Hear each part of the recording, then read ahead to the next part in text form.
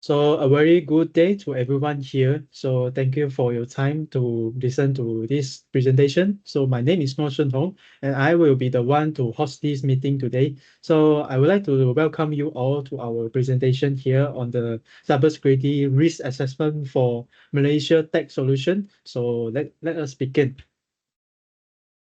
So this is our agenda here. As you can see, there will be 4 sections here, which are overview, risk landscape and prioritization, and then asset risk profile and countermeasure, and also our final one, conclusion and recommendation. So our prime, our primary objective was to conduct a comprehensive cybersecurity risk assessment for MTS, which is your company, especially in response to your company rapid expansion and some recent security incidents. So to complete this objective, our scope will be analysis 4 of your key digital asset. The first one will be cloud infrastructure. The second one will be internal office network, and the third one will be your customer web portals. And so the final one will be your employee endpoints. So as for our key finding, this assessment will provide a strategy roadmap with target countermeasure designed to enhance your security posture and protect your valuable client data to ensure you are aligned with industry best practice. So we will be detailing this finding throughout the whole presentation. So that's all for me now. And now I will move on to the next person. My name is Kajan, and I'll be talking about the risk landscape and prioritization. This risk heat map provides a high-level visual representation of all 20 identified cyber risks, grouping them by their probability of occurrence and impact.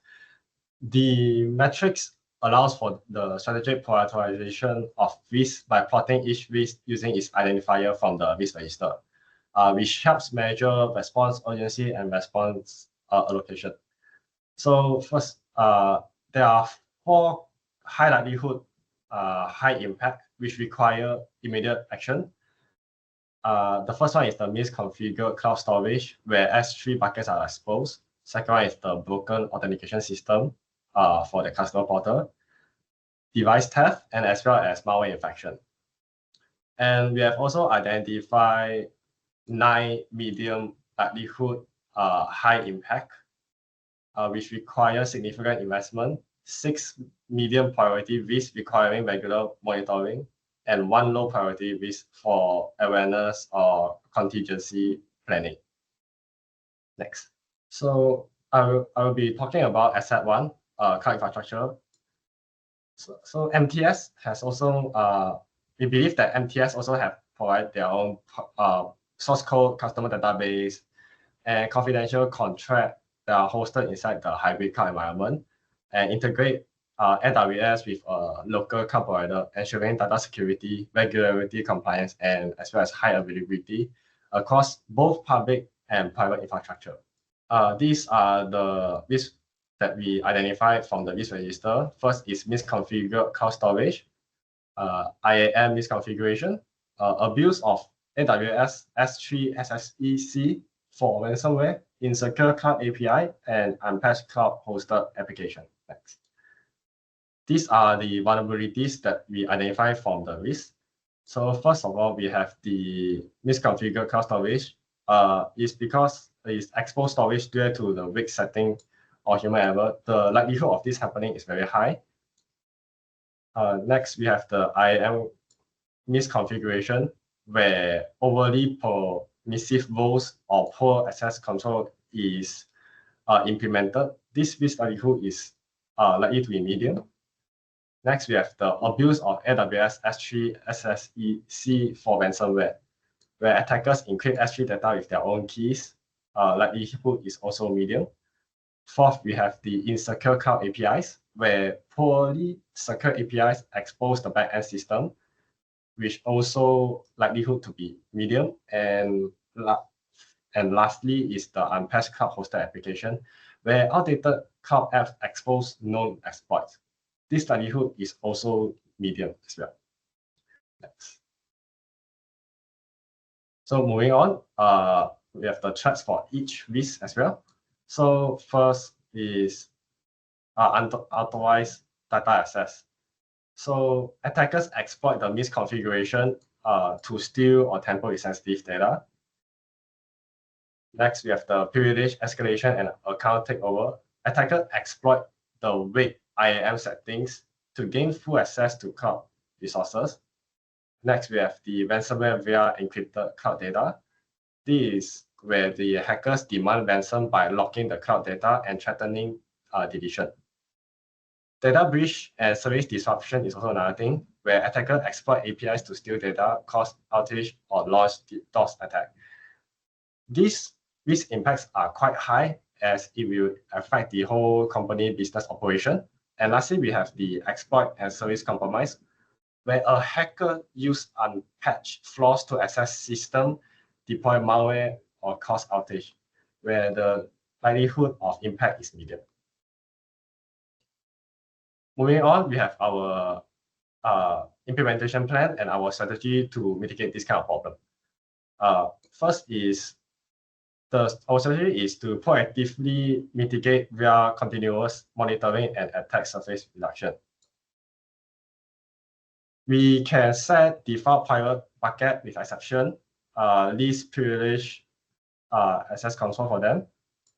So firstly is we can deploy CSPM tools, configure default private permissions. Second, integrate access log with CM for real-time alerts. Third is to conduct first monthly audit, adjust the policies. Next. For countermeasures C2, we can implement zero trust principle and least privilege enforcement for IAM misconfiguration.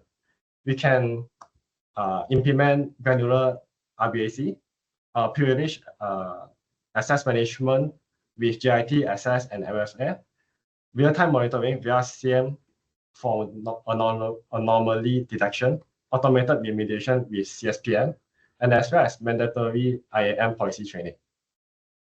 The way we implement this is we can first deploy CSPM tool for IAM scanning, start RBAC review, configure CM alerts for IAM anomalies, roll out GIT access, and last is complete the employee training, audit residual vulnerabilities.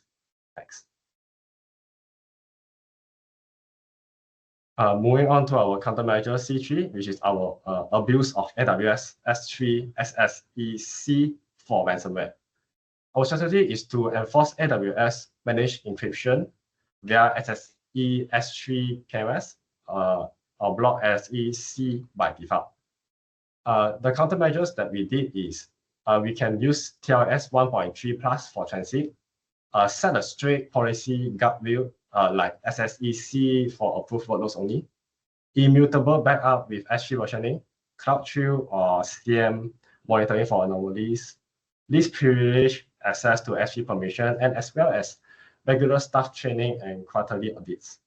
The way we implement this is we can first deploy S3 policies to block SSEC, enabling versioning or immutable backups. Integrating CloudTrail with CM, as well as review their IAM permissions. Third is complete staff training by conducting the first quarterly audit. Okay, moving on. We have our countermeasure C4, which is our insecure cloud APIs.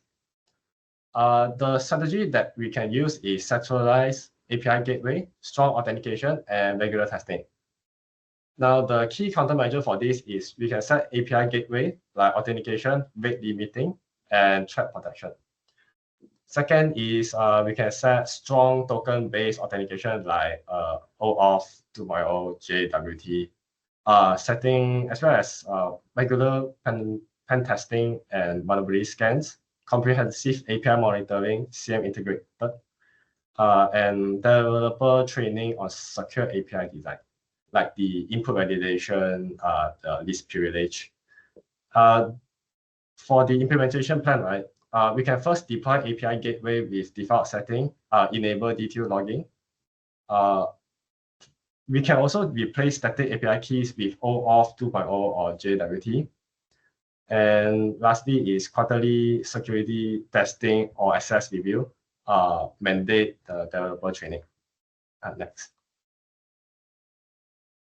Now, lastly, for the SL1 is our countermeasure C5,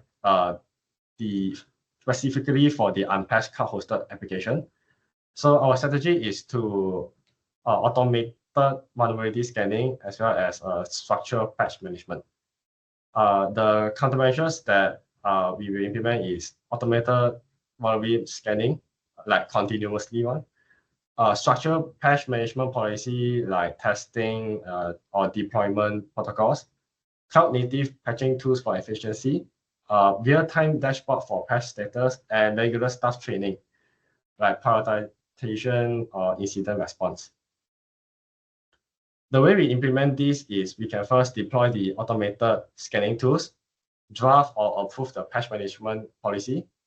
Moving on, we can integrate the cloud native patch management tool, set up compliance dashboard, and lastly is to conduct and quarterly training or perform monthly audits. Now I'm moving on to the next person. Hi, I'm Ethan, and I'll be talking about the internal office network, which is the backbone of an organization where it facilitates essential functions in an organization. So let's take a look at the risk register. Next. So here the risk register that we have generated so far is unpatched VPN server vulnerabilities, malware from phishing and removable media, insider threat from excessive privileges, misconfigured firewall rules, and weak internal password policies.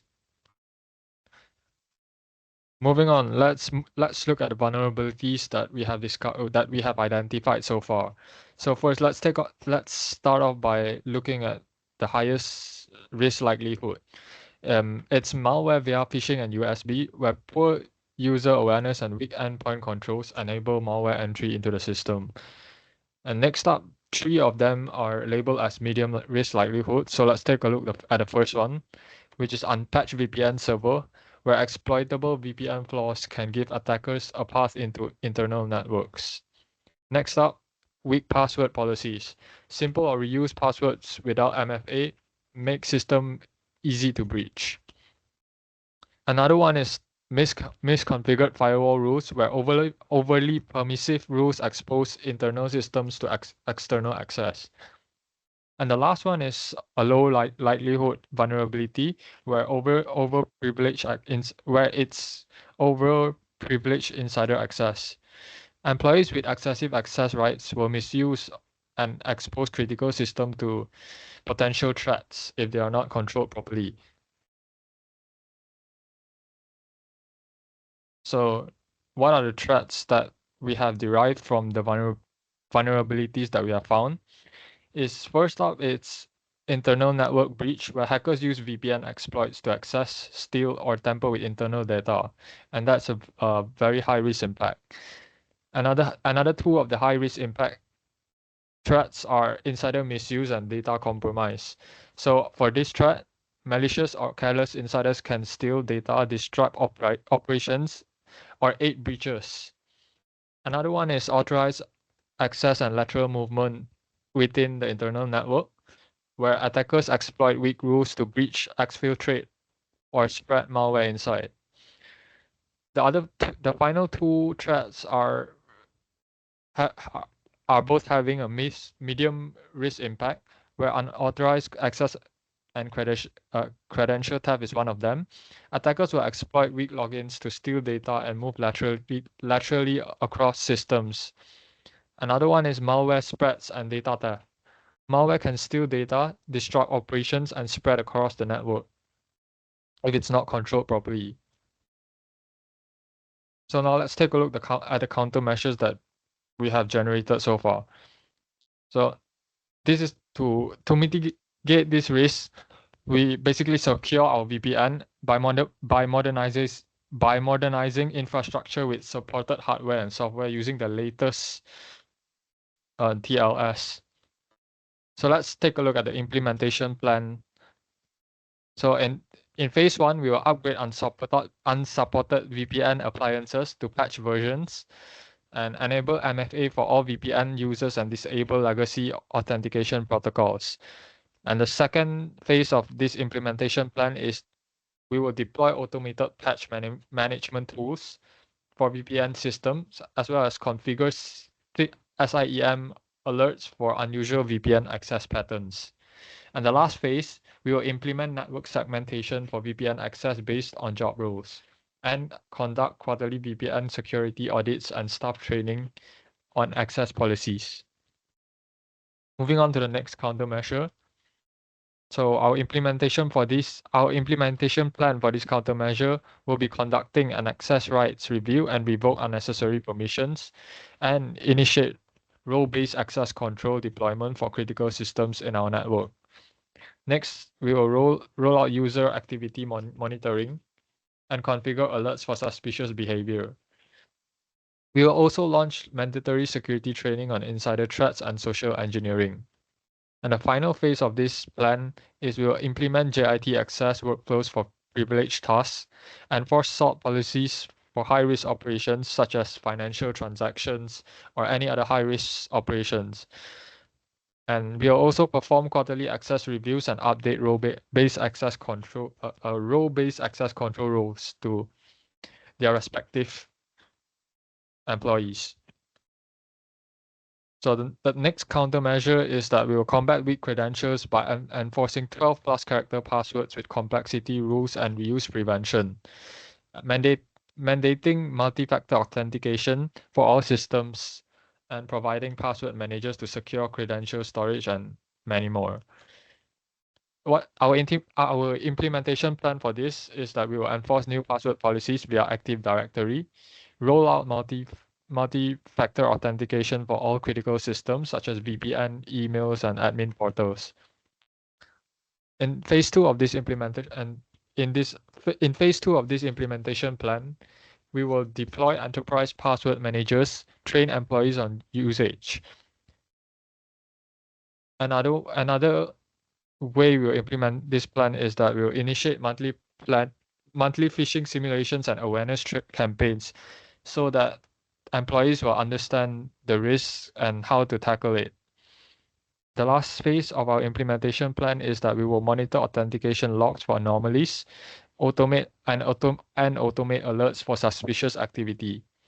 Moreover, we will conduct quarterly policy audits and refresh training content. Now, moving on to the next countermeasure, we plan to mitigate malware risks by deploying advanced endpoint protection with behavioral analysis and securing email gateways with phishing detection and sandboxing, as well as training employees via stimulated phishing campaigns. So our implementation plan for this is rolling out endpoint protection across all devices for all employees, configuring email security tools to quarantine suspicious emails to further prevent phishing emails. In phase 2, we will launch monthly phishing simulations and awareness training for all employees, and we will enforce USB port restrictions via group policy for non-essential roles. And lastly, we will conduct quarterly incident response drills for malware scenarios and update threat intelligence feeds and endpoint policies biannually. And as for the last countermeasure, we plan to secure network boundaries by auditing and optimizing firewall rules quarterly, enforcing zero trust segmentation for all critical systems, requiring peer-reviewed change management for all policy updates, monitoring traffic, and many more. So our implementation plan for this is we will initiate baseline firewall audit, remediate high-risk rules, as well as deploy network traffic monitoring such as Darktrace and Palo Alto AI Ops. The next step in this implementation plan is that we will implement change management workflow for firewall updates and divide networks by sensitivity with microperimeters. And finally, we will have quarterly firewall audits as well as automated policy cleanup. And the last one is biannual penetration tests with external raid teams. That's all from me. I'll pass it on to the next person. Hi, my name is Jian Heng, and I'll be covering the third asset, which is the customer web portal. So it's like an application for public to access where clients can manage their accounts, access cloud services, and submit sensitive support requests. So it integrates with the company's authentication system. Next. Okay, so these are the risks that we found from this asset, which is web application vulnerabilities such as SQLI and XSS. And the second one will be the broken authentication and session management, weak internal password policies, insecure APIs, and also DOS or DDoS attacks. Next. So these are the vulnerabilities from the risks. So starting from the first one, which is the SQL injection and XSS. So it's a improper input validation that allows the database or script injection to be attacked. So the likelihood of this risk to happen is medium. Moving on to the second one, which is the weak session and off controls. That means poor session handling and weak off enable unauthorized account access. So the likelihood of this risk is high. And the third one is weak HTTPS or TLS configurations. That means we're using outdated encryption protocols that enable the intercession of user transiting the data. So the likelihood of this risk is low. And the next one will be the insecure API deserialization, which is APIs that mishandle input and allow attackers to execute malicious code. And the likelihood of this risk is medium. And the last one will be no DDoS protections, which is the lack of rate limiting and traffic control that expose the portal to be overloaded. And the likelihood of this risk is medium. Next. Okay, moving on to the threats. So the first one will be the data thief and account compromise, where attackers can steal the data and hijack sessions or deface the site via input-based exploits. So the impact of this risk is high.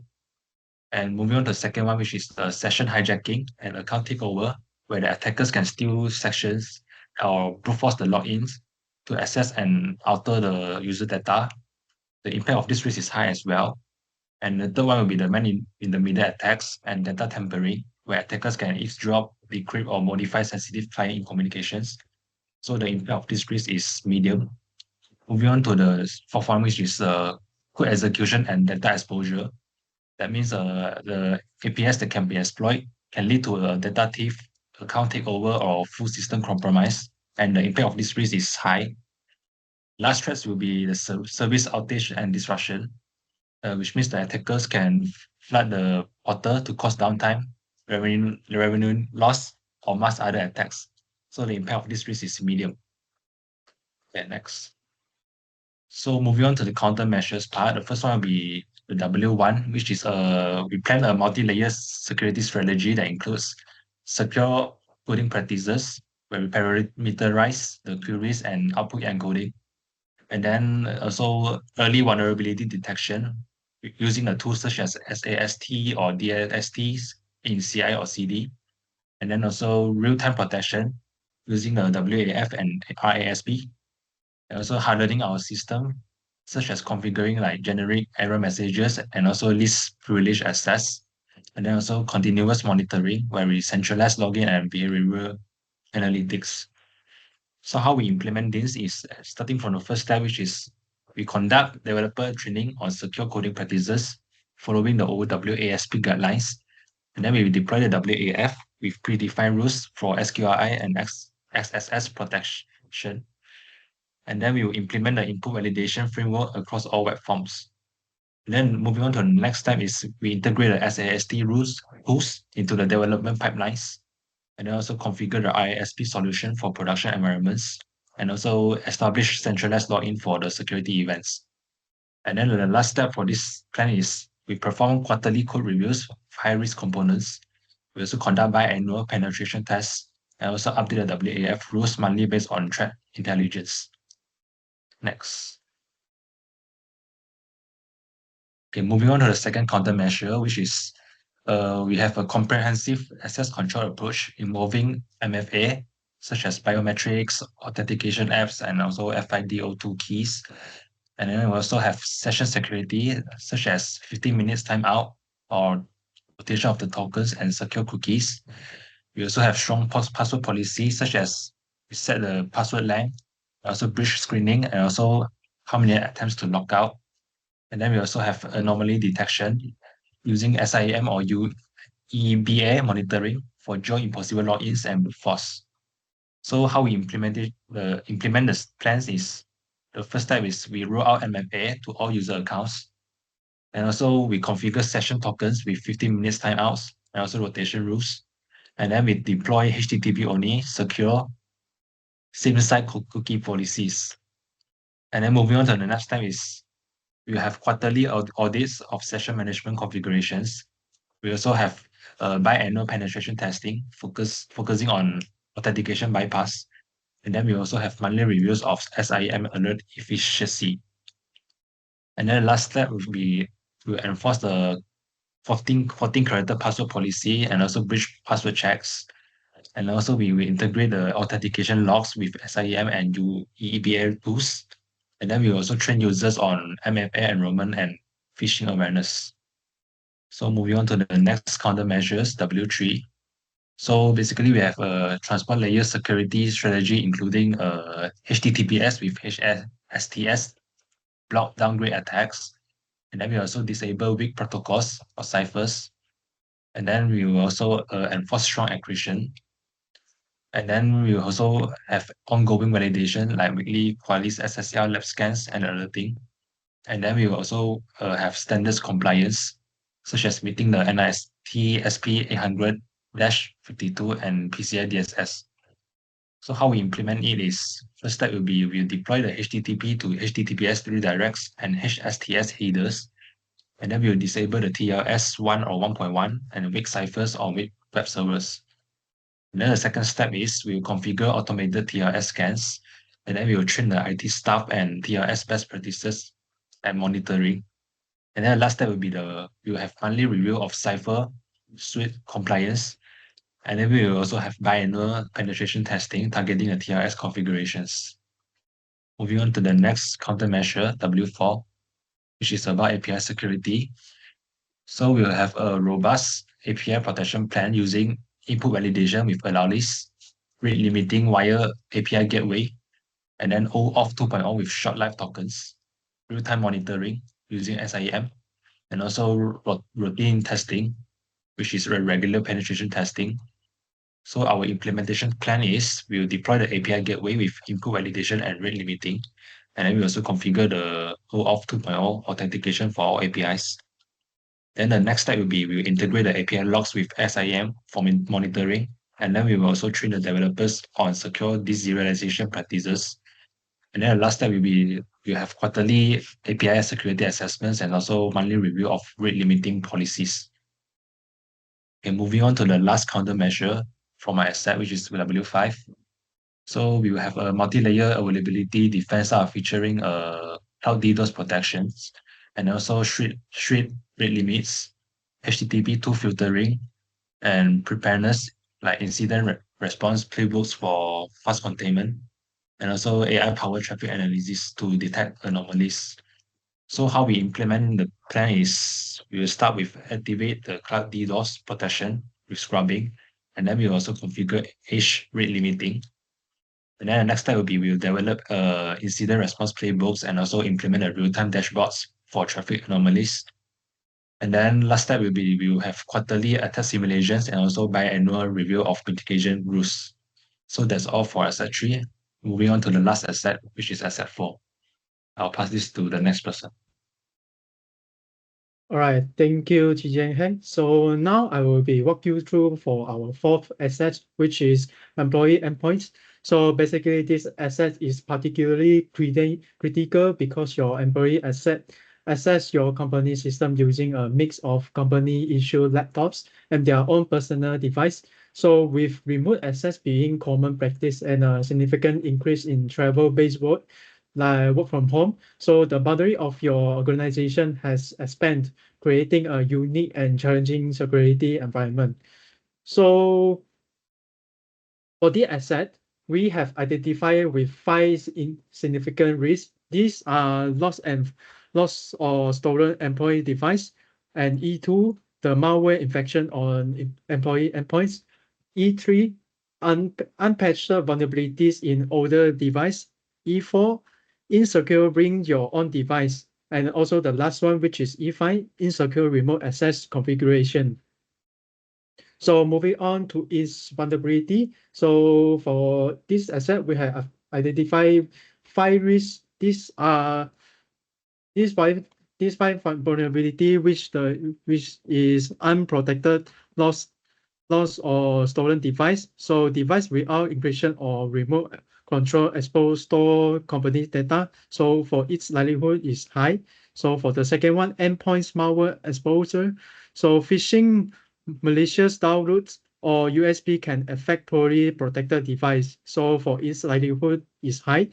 And then the third one, unpatched legacy device. So outdated system with no flaws are easy target for remote exploit. So for its likelihood is medium.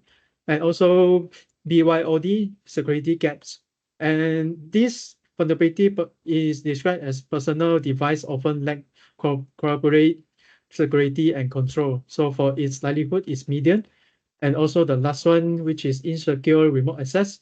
It's we RDP and VPN set up exposed system to hijacking and remote exploit. So for its likelihood is medium. So moving on to the threats. So for the first threat, which is data breach from device thief, so attackers can extract sensitive data from lost or stolen endpoints, which will risking legal and reputation damage. So for its impact is high. So for the second one, which is malware infection and lateral spreads. So malware can steal data, disrupt operation and spread across the network. So for its impact is high. And then the third one is remote exploit and ransomware spreads. So attacker can use unpatched bugs to take control, steal data, or deploy ransomware. So for its impact is medium. So for the fourth one is unauthorized attack and data leakage. So attackers can exploit personal device to infiltrate networks and exfiltrate data. So for its impact is high also. So for the last one, which is remote breach and persistent access. So attacker can steal data, deploy malware, or maintain long-term backdoor access. So for its impact is high also. Okay, now let us discuss our recommended countermeasures starting with E1, lost or stolen device. So for our strategy is to reduce the risk of data breach by ensuring all devices are encrypted and managed through mobile device management, such as MDM system. So this allow for remote lock and write capabilities. So we also recommend data loss prevention tools and enforce MFA. So for our implementation plans begin with in phase 1 by enabling the full disk encryption and requiring MFA on all devices. So for second phase, we will deploy the MDM solution and implement the DLP policies. So for the phase 3, it will be enforced continued improvement through category audits and policy enforcement. So for the next countermeasure, which is E2, malware infection. So our strategy here is to equip all employees' device with the next generation antivirus and also the endpoint detection and endpoint detection response solution. So these two will be used real-time behavioral analytics to contain both known and unknown threats. So for its implementation plan, starting with phase 1, with the deployment of this solution to the all endpoints. So for the phase 2, which will involve in integrating these two with your SIEM for centralized monitoring and training your analytics. And also phase 3 will be focused on regularly reviewing and tuning detection policies to adapt to new threats. So moving on to E3, which is unpatched device. So our strategy is simple but effective. So which is implement automate patch management across all devices. So this will ensure timely updates, reduce your exposure to non-vulnerabilities and also minimize the manual effects. So for implementation plan is straightforward. So in phase 1, we will deploy the automate page management software. And also in phase 2, we will configure the schedule update during the off-peak hours to minimize the disruption. And in phase 3, to continuously monitor the patch compliance through the centralized dashboard. So moving on to E4, which is insecure BYOD. So for our strategy is that all personal device accessing corroborate resource must be registered and managed through an MDM system. So this will allow for centralized enforcement of your security policies and then the ability to remotely wipe a compromised device. So for the implementation plan begin in phase 1 with established and communicating a formal BYOD policy. So for the phase 2, to deploy the MDM solution and enroll all the personal device, and also the phase 3, which will involve in enforcing security controls like encryption and monitoring compliance via the MDM and network access control dashboard. So finally, for the E5, which is insecure remote access. So for our strategy is to mandate that all remote access goes through a secure corporate VPN with a strong encryption and phishing resistant MFA. So this is critical for reducing the risk of section hijacking, especially over the public networks.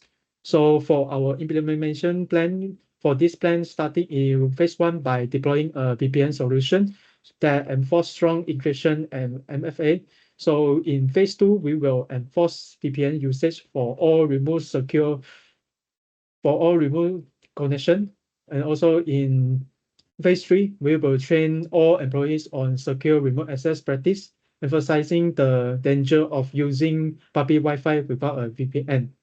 So that's basically concludes our 4 key assets. And now I would like to bring everything together with our final conclusion and recommendation. So for the recommendation, in short, MTS rapid growth has introduced significant and actionable security risks to its assets. So our assessment has prioritized 20 cyber risks with the customer web portal and also the employee endpoints requiring the most urgent attention. So a proactive layer approach with strong countermeasure is essential to protect your company access moving forward. So for the last part, which is our recommendation. So for your company, you must adopt a strategy which focus on strengthening its cybersecurity framework by implement this target countermeasure. So we recommend this immediate action. So for the first one, we recommend your company to form a team, which is establish a project team with key stakeholders to oversee the implementation of this security plan. So for the second one, which is prioritize resource. So you can use the risk heat map we present to guide the allocation of your budget and resource. So you can focusing on the highest impact or highest likelihood area first. So and also for the finally, the most importantly begin with immediate recommendation. So you must address the 4 critical risks in the high impact or high likelihood category that require an emergency response. So that's basically, this is our presentation from us. So thank you for your time and attention. So we are happy to answer any question you may have. So thank you.